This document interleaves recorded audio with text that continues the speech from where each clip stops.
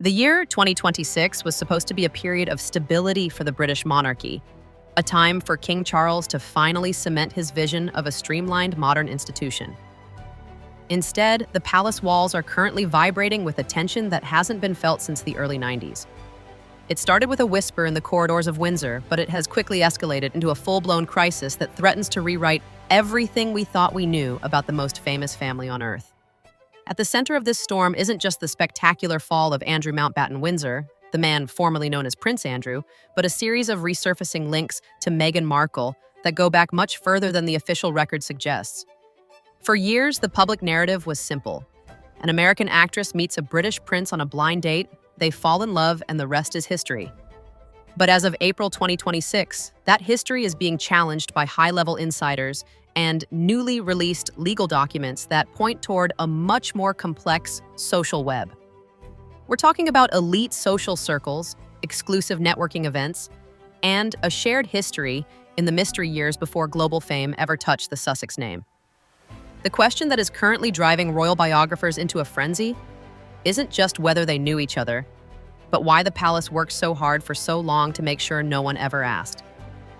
The atmosphere shifted permanently in early 2026 when news broke that Andrew Mountbatten Windsor had been arrested on suspicion of misconduct in public office. It was the final crushing blow for a man who had already lost his titles, his security, and his dignity. But while the headlines focused on the legal charges, the real shockwaves were felt in the discovery phase of the investigation. As authorities began to comb through decades of travel logs, guest lists, and private communications, a pattern began to emerge. A pattern that placed Andrew in the same exclusive environments as a young Meghan Markle during her time in Toronto and London. This isn't about wild speculation. It's about the cold, hard reality of the elite social circuit. In the early 2000s, both figures were moving through a very specific, very small world of high-stakes networking. We're looking at the years before Suits became a global phenomenon, a time when Meghan was building her brand and her connections in spaces like Soho House, an environment where Prince Andrew was also a frequent and well-documented guest.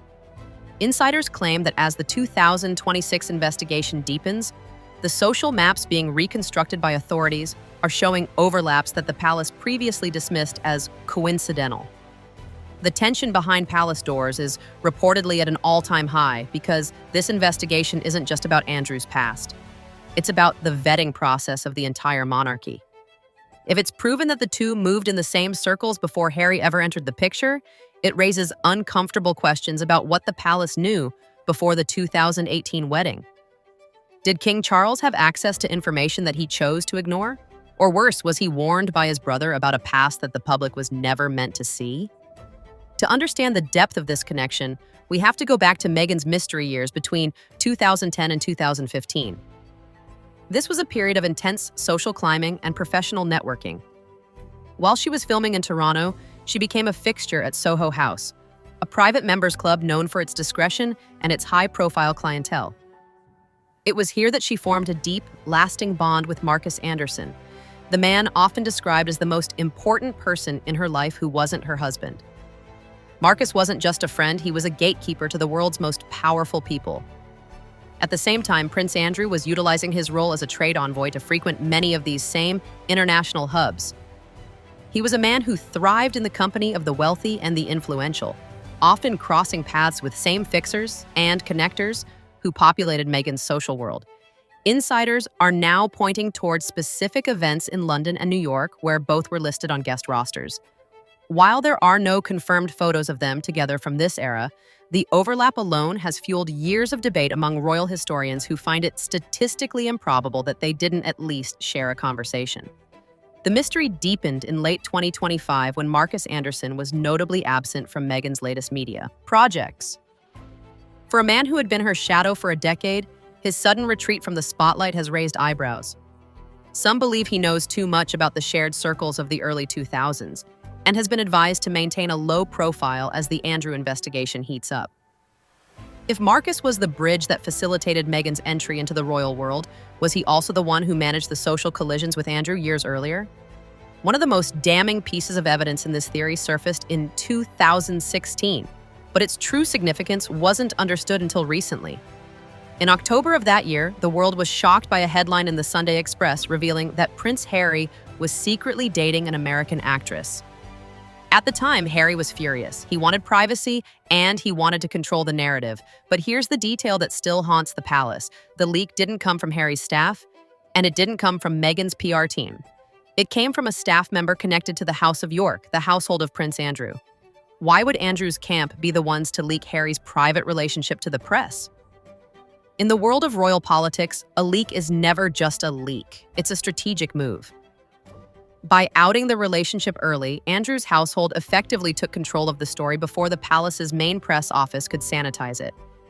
But there's a darker theory circulating in 2026. Some believe the leak was a warning shot. By putting Meghan in the spotlight, Andrew was ensuring that her past social connections would be scrutinized by the media. Perhaps as a way of saying, I know who she is, and I know where she's been. The framing of the leak was also peculiar. It was overwhelmingly positive, painting Meghan as a humanitarian and a modern-day Diana. This glowing introduction made it nearly impossible for the palace to object to the relationship later without looking prejudiced. It was a masterclass in PR manipulation, and the fact that it originated from the York household suggests a level of familiarity with Meghan's background that Andrew has never publicly acknowledged. Then there is the story of the first meeting, an anecdote that has been told and retold by Prince Harry in his memoir and interviews. He claims that when Meghan first met Prince Andrew at Royal Lodge, she was so unfamiliar with the royal family that she mistook him for a member of the staff, specifically a servant holding a bag. It's a story meant to emphasize her cluelessness and her refreshing lack of interest in royal status. But for those who know the timeline, the story doesn't hold water. Before Meghan ever met Harry, she was already best friends with Princess Eugenie, Andrew's younger daughter. They had traveled together, partied together, and shared a close-knit circle of friends in London. How is it possible to be close friends with a woman, visit her world and move in her circles, yet not recognize her world-famous father, a man whose face was on every tabloid in the UK?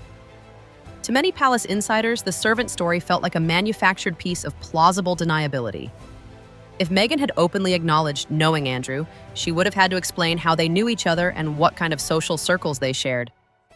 By acting confused and treating him as just another face in the room, she effectively shut down any inquiry into their past connections. It was a reset button for her history with the York family. But in 2026, as Andrew faces criminal investigation, that reset button is being pushed back, and the questions she tried to avoid are more relevant than ever. Perhaps the most startling development occurred in the legal world, far away from the carefully curated image of the royal family. During the civil proceedings involving Virginia Giuffre and the late Jeffrey Epstein, a legal team made a move that stunned the monarchy.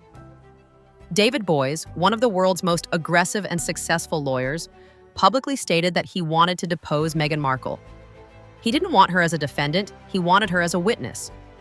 Boies argued that Meghan likely had important knowledge regarding Andrew's activities and associations. Think about the legal logic required to make that claim. A lawyer doesn't just ask to depose a member of the royal family on a whim. It requires a belief that the person has first-hand awareness of the social environments being investigated. Why would a lawyer in New York believe an actress from Suits had insight into the private social world of a British prince unless there was evidence that their paths had crossed in the very environments being scrutinized? The deposition never happened because the case settled out of court, but the request remains on the public record.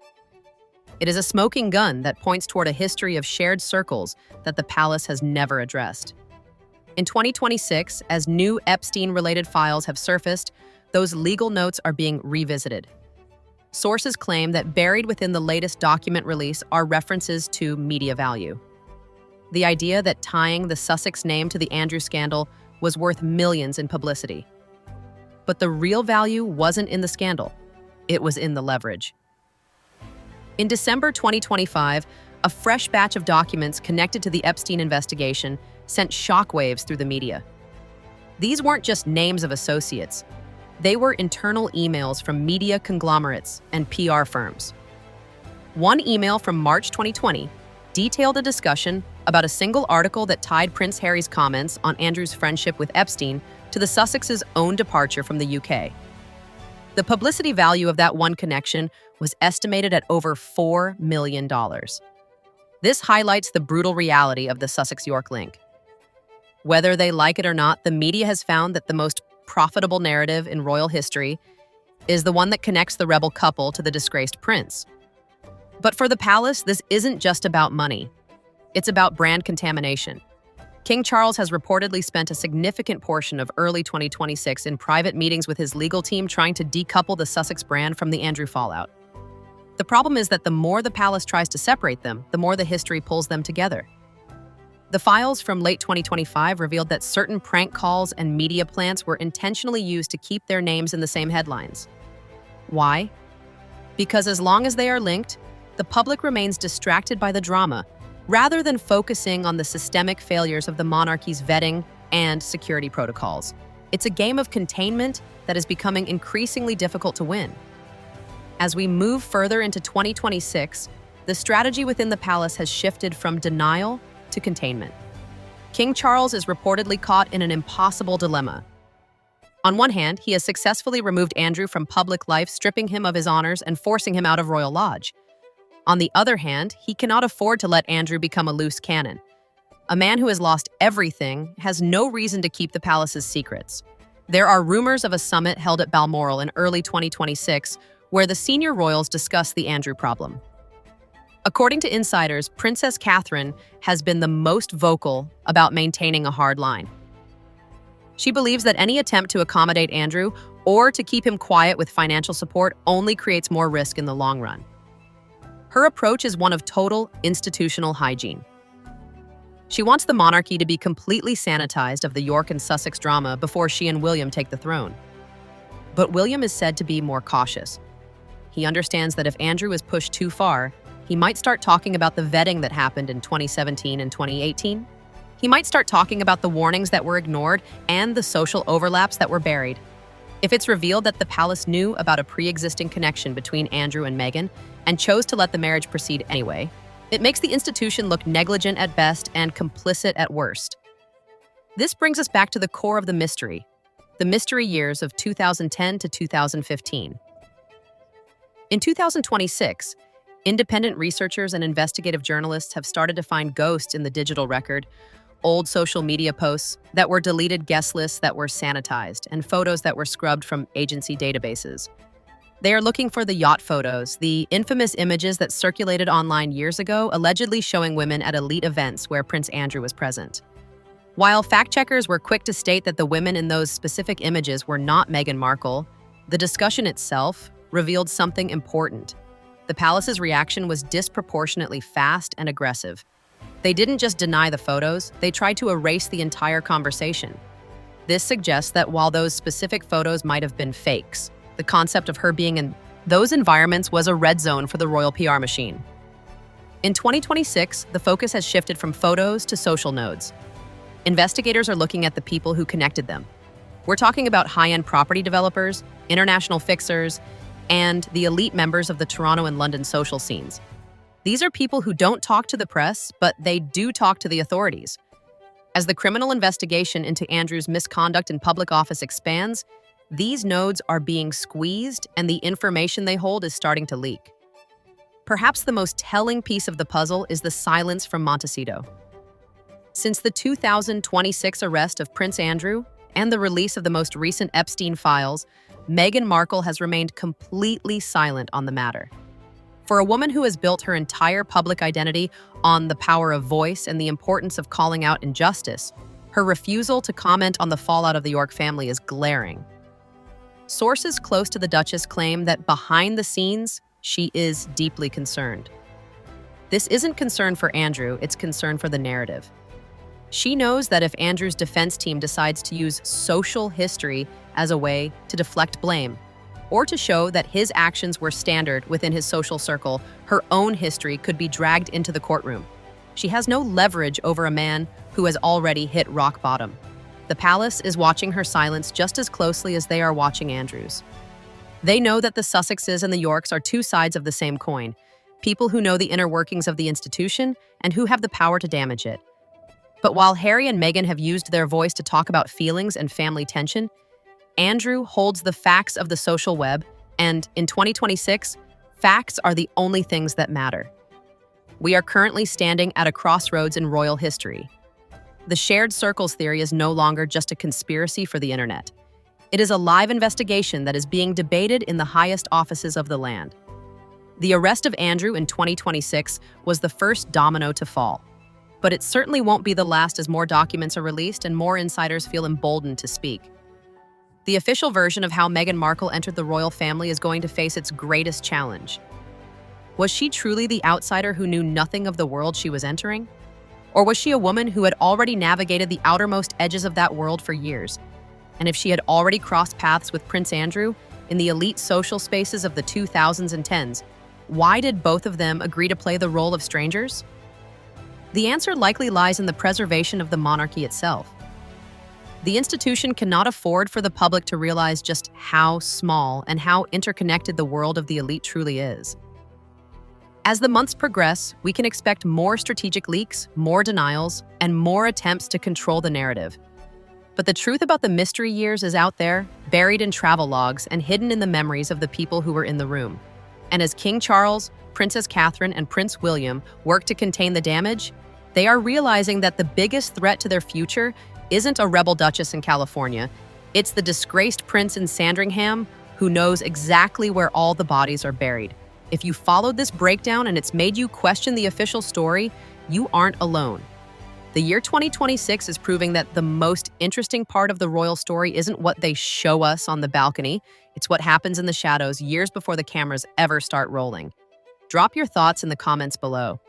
Do you believe the shared circles were a coincidence, or was the York House leak in 2016 the first sign of a much deeper secret?